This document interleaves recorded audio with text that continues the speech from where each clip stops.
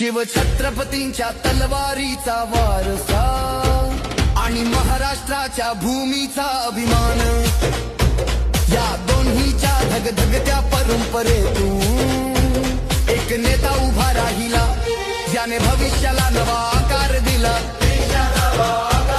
अहिल्या देवीच्या परंपरेसारखा शांत प्रकाश, विश्वासाच्या सावलीतून स्वप्नांना आकार देणारा, जिला त्यांनी स्पर्श केला ती माती पावन झाली. आज त्या वारशाचा वहनारा नाव शिंदे.